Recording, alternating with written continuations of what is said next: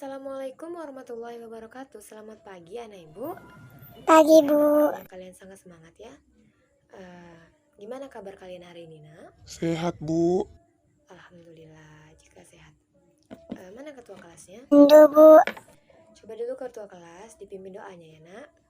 Marilah kita berdoa bersama. Doa dimulai. Doa selesai. Baik, terima kasih. Sekretaris mana Dewi? Dewi? Saya, Bu. Iya nak. Siapa yang tidak hadir hari ini nak? Hadir semua, Bu. Iya hadir semua. Kelas ini sangat rajin. Coba dulu dilihat dulu di mejanya itu ada sampah di lacinya, di bawah bangku atau kursinya. Coba dilihat dulu, dibersihkan dulu ya nak. Sekalian baju kalian itu dirapikan ya, biar nanti kita belajarnya juga nyaman. Gimana nah ibu, apakah kalian sudah siap untuk menerima pembelajaran hari ini? Sangat siap, Bu. Nampaknya sangat siap ya. Nah, sebelum melanjutkan ke materi yang selanjutnya, Ibu mau mereview materi minggu lalu tentang pertumbuhan dan perkembangan pembangunan ekonomi. Siapa yang masih ingat tentang apa itu pembangunan ekonomi? Saya, Bu. Ya, Yulia, apa itu nak? Pembangunan ekonomi adalah suatu proses kenaikan pendapatan total dan pendapatan per kapita dengan memperhitungkan adanya pertumbuhan penduduk dan disertai dengan perubahan fundamental. Ya. Nah, jadi benar Ana apa yang dikatakan oleh teman kalian Yulia, bahwasannya pembangunan ekonomi adalah suatu proses kenaikan pendapatan total dan pendapatan per kapita dengan memperhitungkan adanya pertumbuhan penduduk dan disertai dengan perubahan fundamental dalam struktur ekonomi suatu negara dan pemerataan pendapat bagi penduduk suatu negara. Nah, jadi di sini ada dikatakan bahwasannya pendapatan per kapita adalah salah satu indikator dari pembangunan ekonomi. Karena apabila pendapatan per kapitanya naik, maka perekonomian suatu negara itu sejahtera. Nah, jadi pendapatan per kapita ini ada kaitannya dengan materi kita hari ini. Di mana materi kita hari ini yaitu tentang ketenaga kerjaan. Pendapatan per kapita itu diperoleh dari pendapatan masyarakat, ya kan nak? Pendapatan rata-rata penduduk. Dari mana penduduk tersebut memperoleh pendapatan? Dengan cara bekerja, gitu ya kan? Ke masyarakat Indonesia bekerja dan mendapatkan pendapatan per kapita yang tinggi, maka negara tersebut akan maju, ya. Materi hari ini tentang ketenaga kerjaan. Untuk tujuan pembelajarannya, Ibu harapkan bahwasannya anak Ibu dapat mampu menganalisis permasalahan ketenaga kerjaan dalam pembangunan ekonomi. Yang kedua yaitu dapat menyajikan hasil analisis masalah ketenaga kerjaan dalam pembangunan ekonomi dan bagaimana cara mengatasinya. Nah, jadi kali ini Ibu akan menggunakan model pembelajaran circuit learning dan diskusi kelompok ya, dimana nanti Ibu akan menjelaskan materi tentang ketenaga kerjaan ini. Lalu Ibu akan membagikan kalian kelompok dengan anggota 3 orang per kelompok. Nah, setelah itu Ibu akan meminta pada setiap kelompok untuk membuat peta konsep apa yang telah dipelajari pada hari ini ya nak. Jadi Ibu minta untuk kalian bisa membuat peta konsep seperti itu. Nah, untuk kelompoknya sendiri, apakah Ibu yang membagikan atau dari anak-anak Ibu sendiri? Dari kami saja, Bu. Ya baik, jadi Ibu serahkan kepada kalian ya untuk pembagian kelompoknya. Berarti nanti di sini ada 4 kelompok. Nah, jadi nanti Ibu akan kasih kalian waktu sekitar 20 menit untuk membuat map setelah Ibu menerangkan pelajaran ya nak. Nah, pada ketenaga kerjaan bagian pertama ini Ibu akan lebih menekankan pada konsep ketenaga kerjaan dan permasalahan ketenaga kerjaan di Indonesia dengan pokok pembahasan yaitu konsep ketenaga kerjaan, permasalahan ketenaga kerjaan di Indonesia, serta peningkatan kualitas tenaga kerja. Nah, di sini kita akan membahasnya satu persatu ya. Nah, kita mulai dari konsep ketenaga kerjaan dengan pengertian ketenaga kerjaan. Nah, jadi apakah anak ibu tahu apa itu ketenaga kerjaan? Tahu, Bu. Ya, coba kepada Asma, apa itu nak? Ketenaga kerjaan. Ketenaga kerjaan adalah setiap orang yang mampu melakukan pekerjaan guna menghasilkan barang dan atau produk serta jasa. Ya, baik. Jadi benar apa yang dikatakan teman kita, pengertian ketenaga kerjaan.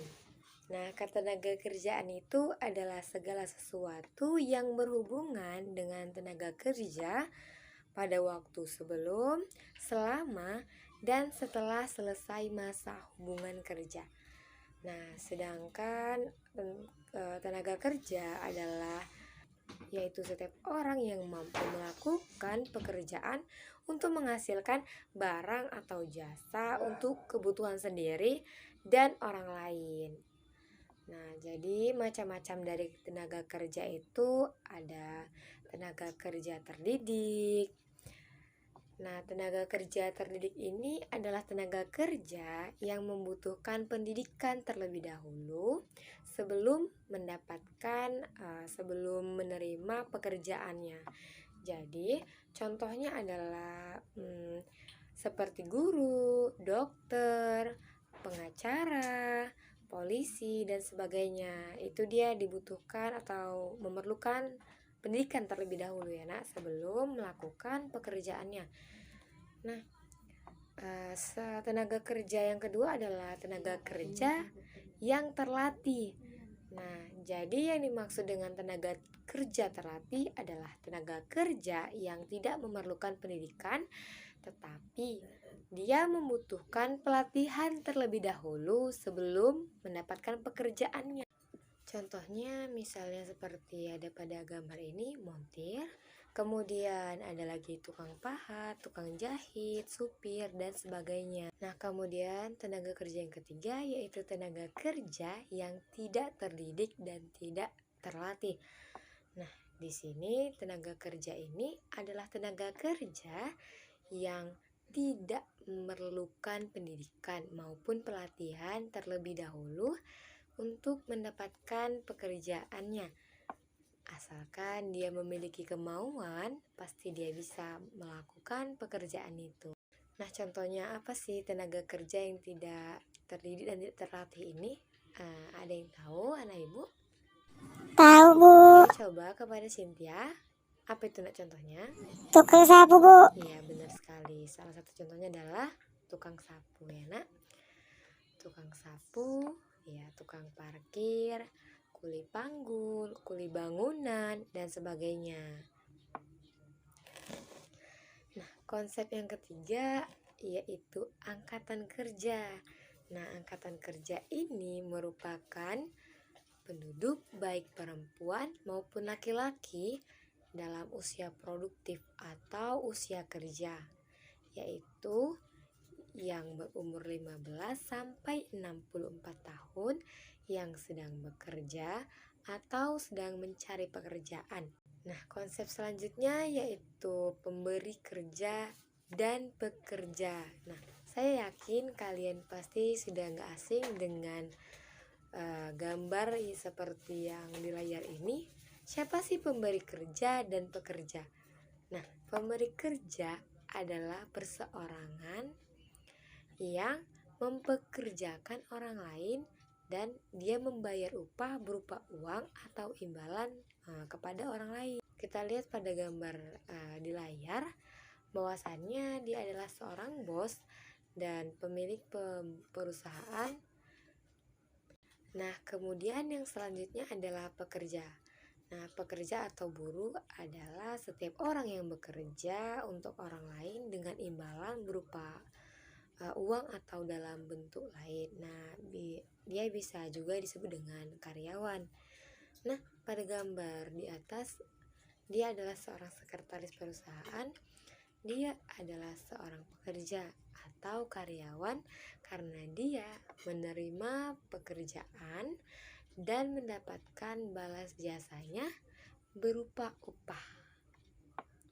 Selanjutnya yaitu pengangguran. Nah, pengangguran adalah orang yang tidak mendapat pekerjaan yang menghasilkan uang meskipun dapat dan mampu bekerja. Nah, mereka yang terkategori pengangguran yaitu orang yang tidak bekerja. Jadi dia memang tidak bekerja. Nah, kemudian orang yang sedang mencari pekerjaan, kemudian orang yang sedang mempersiapkan suatu usaha, dia masih untuk menyiapkan ya.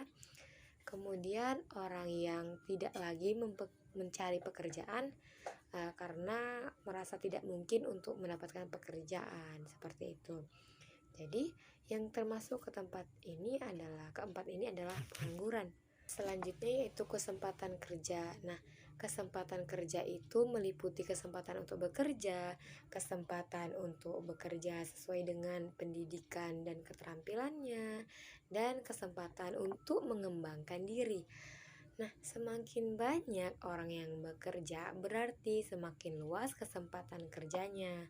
Adapun masalah yang dihadapi tenaga kerja di Indonesia, yang pertama yaitu jumlah angkatan kerja yang tidak sebanding dengan kesempatan kerjanya. Nah, tadi kan angkatan kerja itu usianya 15 sampai 64 tahun. Jadi jumlahnya itu lebih besar daripada kesempatan kerja atau lowongan pekerjaan yang ada. Nah, yang kedua yaitu masalah tentang mutu tenaga kerja yang relatif rendah. Nah, ini biasanya diakibatkan karena pendidikan yang rendah dan keterampilan yang kurang atau kurang terampil, seperti itu. Nah, masalah yang ketiga yaitu persebaran tenaga kerja yang tidak merata. Yang keempat yaitu pengangguran, dan yang kelima yaitu kurang sesuainya kemampuan tenaga kerja dengan pekerjaannya, seperti itu. Nah, sekarang pekerjaannya sudah ada, tetapi tenaga kerjanya tidak mampu melakukan pekerjaan itu karena tadi kurang terampil atau kurang cakap dalam bidang pekerjaan tersebut, seperti itu. Mungkin ada ibu sudah paham ya. Nah, yang keenam yaitu rendahnya upah yang diterima oleh tenaga kerja. Jika tenaga kerja itu mendapatkan upah yang rendah, maka dia tidak akan mampu untuk mencukupi kebutuhannya, sehingga hal ini akan berdampak pada turunnya standar hidup tenaga kerja tersebut. Nah, yang ketujuh yaitu kurangnya perlindungan terhadap tenaga kerja. Nah, perlindungan ini akan seperti perlindungan akan keselamatan dalam bekerja maupun perlindungan setelah dia tidak bekerja atau dinamakan dengan pensiun gitu. Nah, yang ketujuh waktu kerja yang tidak sesuai dengan harkat dan martabat kemanusiaan. Kadang memang ada beberapa perusahaan yang tidak memberikan kesempatan istirahat kepada karyawannya. Nah, karena alasan mesin tidak dimatikan atau ketika mesin dimatikan dan dihidupkan kembali, itu membutuhkan tenaga dan biaya yang mahal gitu. Seperti itu. Nah, jalan keluar yang dilakukan oleh para pemberi kerja itu dengan masalah ini yaitu dengan tidak mengizinkan istirahat para pekerjanya. Nah, ini kan tidak sesuai dengan harkat dan martabat kemanusiaan, seperti itu. Karena manusia itu kan pasti memiliki batas kemampuan terhadap suatu aktivitas. Nah, ini harus dipertimbangkan oleh pemimpin. Nah, solusi yang lain harus dicari agar waktu kerja itu bisa disesuaikan dengan kemampuan seseorang dalam pekerjaan tersebut. Nah, yang kesembilan yaitu hubungan kerja yang kurang harmonis. Nah, antar siapa nih? Ya, jadi biasanya antara pemberi kerja dan para pekerjanya sendiri, karena di antara mereka itu kadang mempunyai dua visi yang berbeda. Jadi pemberi kerja ini biasanya orientasinya keuntungan gitu. Nah, jadi salah satu untuk mensiasati keuntungan tersebut dengan merendahkan atau memberi gaji atau upah yang rendah, nah itu akan sangat merugikan para pekerja tersebut di perusahaan tersebut. Nah, padahal mereka bekerja untuk mendapatkan penghasilan yang mencukupi seperti itu ya, untuk kebutuhan sendiri, untuk kebutuhan mereka dan keluarganya. Nah, masalah yang ke-10 yaitu kesejahteraan dan kesehatan pekerja yang belum diperhatikan secara optimal. Nah, ini harus atau memang menjadi catatan kepada para pemimpin atau para pemberi kerja agar masalah-masalah ketenaga kerjaan ini dapat diselesaikan untuk meningkatkan produktivitas tenaga kerja tersebut gitu, para karyawan tersebut. Nah, pastinya ada pun usaha dari pemerintah untuk menangani hal tersebut ada beragam ya. Apakah anak ibu bisa menyebutkan salah satunya? Saya, Bu. Iya, baik. Kepada Rani, apa itu nak? Apa sih upaya yang dilakukan pemerintah tentang hal ini atau mengatasi masalah ketenaga kerjaan ini? Memperluas kesempatan kerja, Bu. Baik, benar sekali ya Rani. Jadi pemerintah dapat melakukan dengan memperluas kesempatan kerja gitu. Selain itu juga pemerintah juga mempermudah proses rekrut tenaga kerja. Nah, seperti yang kita ketahui, banyak sekali ya kan saat ini persyaratan-persyaratan dalam memasuki dunia kerja seperti itu. Kalau kita kurang satu berkas saja, kemungkinan besar tidak akan diterima, karena itu merupakan pertimbangan dari perusahaan seperti itu ya. Nah, yang ketiga yaitu membatasi penggunaan tenaga kerja asing di Indonesia agar tenaga kerja Indonesia sendiri itu lebih maksimal penggunaannya seperti itu. Yang keempat yaitu dengan meningkatkan kualitas angkatan kerja. Yang kelima dengan meningkatkan kualitas tenaga kerja. Ini berbeda poin 4 dan 5. Kalau 4 itu dia kualitas angkatan kerja, sedangkan yang kelima itu kualitas tenaga kerja gitu. Nah, kemudian yang keenam yaitu menetapkan kebijakan pengupahan. Ini melindungi pekerja gitu kan. Yang ketujuh yaitu meningkatkan perlindungan terhadap tenaga kerja agar tenaga kerja yang mau bekerja itu bisa tenang seperti itu. Nah, kemudian yang kedelapan adalah menempatkan waktu kerja. Yang kesembilan yaitu menciptakan hubungan industrial yang harmonis antara siapa? Nah, jelas antara pemberi kerja dan para pekerja atau karyawan. Dan yang ke-10 adalah meningkatkan kesejahteraan serta kesehatan pekerja dan keluarganya, ya seperti itu. Nah, apakah ada anak ibu yang ingin bertanya? Nah, baik, jika tidak ada berarti sudah paham ya nak. Nah, tadi kan ibu sudah menugaskan kalian untuk membuat peta konsep atau mapping. Jadi di sini ibu akan memberikan kalian waktu 20 menit untuk membuat peta konsep dari apa yang telah ibu jelaskan tadi. Jadi nanti ini akan kita presentasikan gitu ya. Kelompok mana yang paling bagus peta konsepnya itu akan memperoleh nilai yang tinggi dari ibu enak. Ibu akan menambahkan nilai tersebut ke nilai tugas ya. Nah, waktunya sudah selesai. Coba dulu ibu mau kelompok 2 dulu ya nak untuk menampilkan peta konsepnya. Coba kelompok 2. Ya, kelompoknya Rani, Angel, sama Repelita ya. Coba dulu nak tampilkan.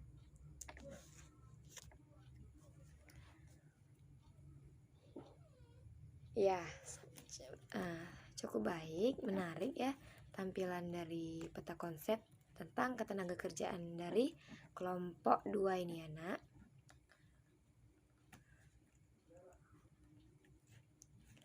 Nah, di sini apakah ada yang ingin memberikan komentar atau saran tentang tugas yang dikerjakan oleh kelompok 2?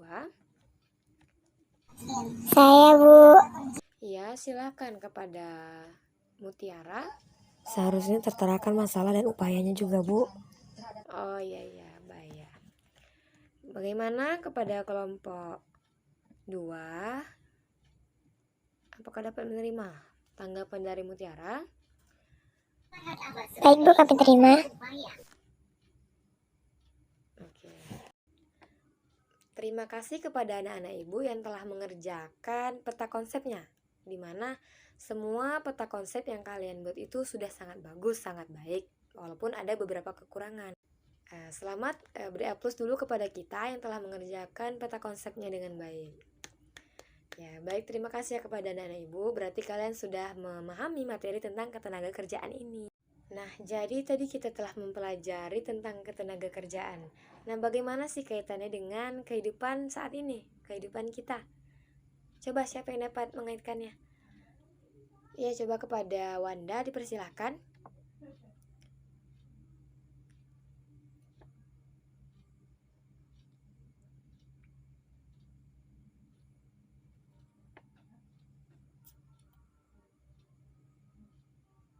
Ya, baik, terima kasih ya Wanda. Nah, benar sekali apa yang dikatakan oleh Wanda. Jadi di sini ketenaga kerjaan itu atau tenaga kerja berkaitan dengan pembangunan ekonomi gitu. Jadi suatu masyarakat atau suatu negara yang tingkat pekerjanya itu rendah, maka negara tersebut tidak akan maju, tidak akan mengalami pertumbuhan gitu, seperti itu. Tidak akan mengalami pembangunan ekonomi. Jadi kita sebagai pelajar haruslah giat dalam belajar agar nantinya kita bisa membantu pemerintah mengurangi masalah pengangguran ini, masalah ketenaga kerjaan ini gitu. Kita dapat membuka lapangan pekerjaan untuk orang lain, memberikan kesempatan orang lain untuk bekerja dengan kita, seperti itu. Jadi semoga anak-anak ibu yang ada di kelas ini, di ruangan ini, terus menjaga semangatnya, karena kita ada orang tua yang harus kita banggakan, ada orang tua yang mengharapkan kita dan mengharapkan anaknya untuk sukses gitu. Jadi kita harus belajar dengan baik, kita harus melatih skill kita, seperti itu ya nak. Nah, dengan berakhirnya materi tadi, maka berakhirlah pula pembelajaran kita. Sebelum itu, ibu ingin bertanya, siapa dari siswa ibu yang dapat menyimpulkan materi pembelajaran pada hari ini? Saya, Bu. Ya, coba kepada Nadila, apa itu kesimpulannya, nak? Iya, terima kasih Nadila. Beri aplaus dulu kepada Nadila. Ya, jadi tenaga kerja adalah setiap orang yang mampu melakukan pekerjaan guna menghasilkan barang dan atau produk serta jasa, baik untuk memenuhi kebutuhan diri sendiri maupun masyarakat. Jadi, upaya yang dapat dilakukan oleh pemerintah Indonesia dalam meningkatkan kualitas tenaga kerja di Indonesia yaitu meningkatkan kualitas tenaga kerja dengan mengadakan pelatihan tenaga kerja, meningkatkan kualitas pendidikan di Indonesia, khususnya pendidikan formal, misalnya memperbaiki sarana dan prasarana sekolah. Yang ketiga, mengadakan latihan kerja bagi para tenaga kerja, serta meningkatkan kualitas dan keterampilan tenaga ahli dalam mengajar atau memberi materi pada calon tenaga kerja, supaya keahlian dan keterampilan tenaga kerja dapat meningkat. Nah, demikianlah materi untuk minggu ini. Untuk minggu depan kita akan membahas tentang upah. Nah, ibu harapkan anak-anak ibu sudah dapat membaca, merangkum tentang upah ya nak. Itu ada di halaman 79. Coba kalian buka. Nah, ibu rasa cukup sekian tentang materi ketenaga kerjaan hari ini. Jika sudah tidak ada lagi yang ditanyakan, maka kita akhiri pembelajaran dan ibu ucapkan Assalamualaikum warahmatullahi wabarakatuh. Selamat pagi. Waalaikumsalam warahmatullahi wabarakatuh. Selamat pagi, Bu.